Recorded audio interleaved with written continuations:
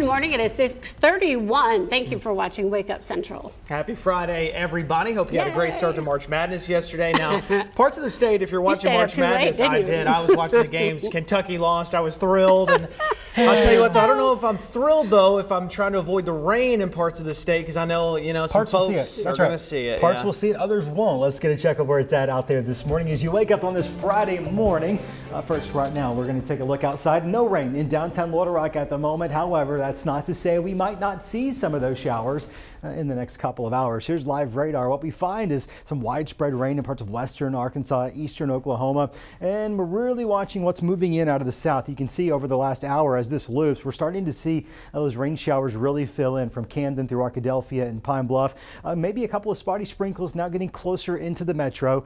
Better chances of rain throughout the course of the morning. In fact, your timeline is going to look like this. You notice that chance starts to go up, especially around 9-10 o'clock this morning, continuing into the first half of this afternoon. Temperature-wise, right now, it's mild, 59 in Little Rock, down to 50, a little bit cooler in Searcy and Hot Springs, 55 temperature in Pine Bluff. Now, as for today's forecast, expect a high of 66 degrees. We'll enjoy that mostly cloudy sky today, I'm afraid. Scattered rain chances there throughout the course of the afternoon. We'll take a look at your weekend forecast coming up. We're going to have near average temperatures. However, we're really focusing in on our next storm system. There have been some changes overnight, and I'll get you up to speed on those in 16 minutes. Scott, thank you. We'll see you then. We begin this half hour with new developments in a deadly shooting between agents with the Department of Alcohol, Tobacco and Firearms and the former executive director of the Little Rock Airport.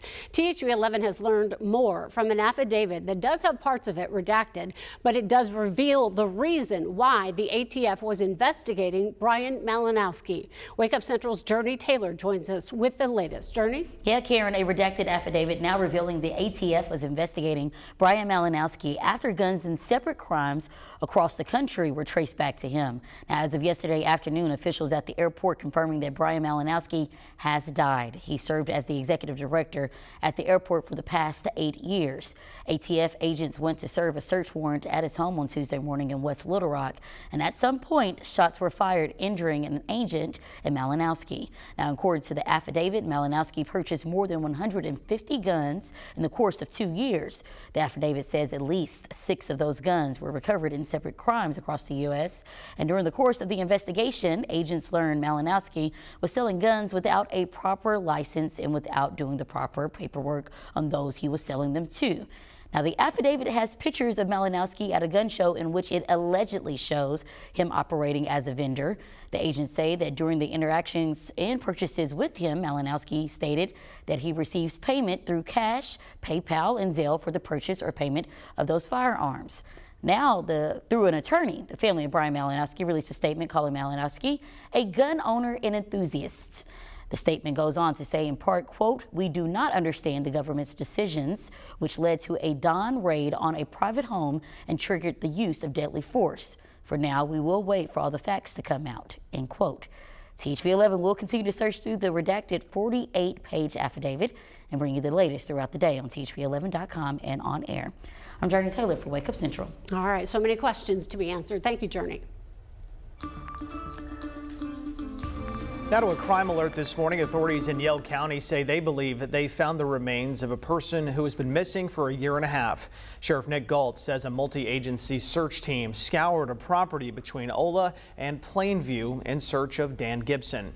The sheriff reports they found remains in a pond behind Gibson's home, but environmental conditions prevented them from being able to retrieve them. However, Sheriff Galt says based on evidence at the scene and human remains detection canines, they do believe the remains are Gibson's. The then 68-year-old went missing back in October of 2022. And now to a THV 11 update. Little Rock's new Public Safety Commission has its first meeting under its belt. The purpose of the group is what it sounds like to make Little Rock safer by reducing violent crime. Wake Up Central's Ashley Godwin was at Thursday's inaugural meeting and brings us the first order of business. This commission was a part of Mayor Frank Scott Jr.'s initiative to reduce violence in Little Rock after it skyrocketed during the pandemic. It's to ensure that the community has a public platform. Back in October, the Little Rock Board of Directors approved another part of the mayor's crime reduction plan, the Public Safety Commission. And I know it's going to take all of us. Police officers can't do it by themselves. It's made up of city leaders and those who live here, including Cambray Charles. I came from having a felony background and to just turning my life around once I noticed that the mistakes I made will hold me to be a good person. Charles went into the reentry program and is now working with Restore Hope. That led him here to be a part of the commission. You have to be someone that's going to be able to say, okay, yes, I made a mistake. Yes, I'm willing to go that extra distance. He hopes to give a voice to people and get them interested in local government. Individuals to, cast their vote, not just at the polls, but like we make something that we can send out a blast email to the Placer County residents. The goal for the commission is to make recommendations to the city board, and they will decide on whether or not to approve them. For Wake Up Central, I'm Ashley Godwin. Former LRPD officers Willie Davis and Johnny Gilbert were elected to chair positions on this commission. Both of them had sued the city of Little Rock in 2018 for discrimination and settled for $200,000.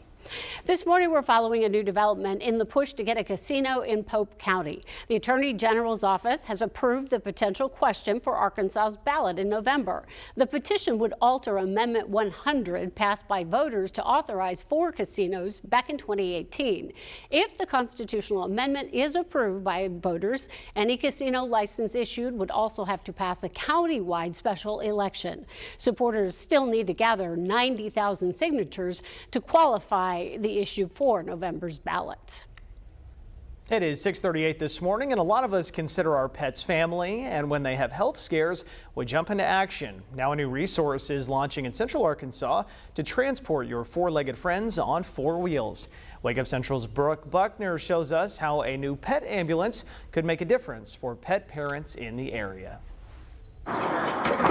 Veterinary care on the go. We wanted to offer something that was not only unique to our community and would serve the entire community in the surrounding areas, but it allowed us the opportunity to provide treatment to pets that really needed it. Whether it's an emergency or you just don't have a way to bring your pet to the vet, Out West Veterinary Urgent Care will soon be able to come to you in its new pet ambulance. Initially, we were thinking, okay, maybe 1-2 hours, maybe 60 miles out, but definitely I think it's going to depend on the circumstances. Ashley Heatherly and Stephanie Dungy with Out West are the team behind the ambulance. Inside, they have equipment for medical emergencies. We can do basic vitals, temperature, pulse, respiration, blood pressure, SpO2.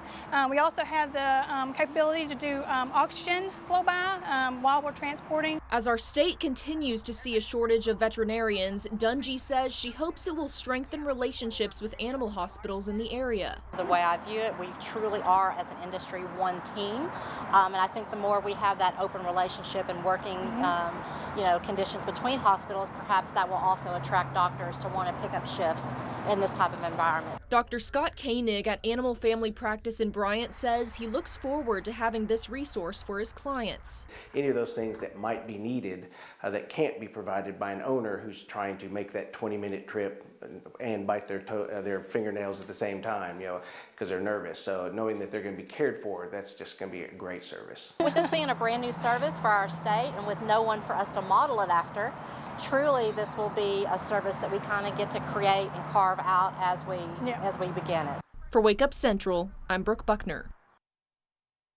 Well, let's send it over to Scott now. That one thing we need to know about the weather today. Well, some of us are going to see rain today. I'm tracking showers right now as you wake up. We're expecting more and more of those, especially here in the southern half of Arkansas. Now, the further north you go, lower your odds are of seeing showers today. We're going to get an update on where those rain chances are at now, where they're going, and what your weekend looks like, all coming up here in just a few minutes. Also ahead, a dilemma for DMV sites across the country, including here in Arkansas, the story behind a nationwide shutdown. Plus, what officials are trying to figure out now. And get ready for some glamping. A new luxury camping project is approved at a popular Arkansas getaway, but not everyone is a fan of this idea. We're going to hear both sides of this story coming up in 6 minutes. 6:41 on your Friday morning. It is going to be a possible rainy start to your Friday, depending on where you are located this morning. Scott's got another update coming up on Wake Up Central.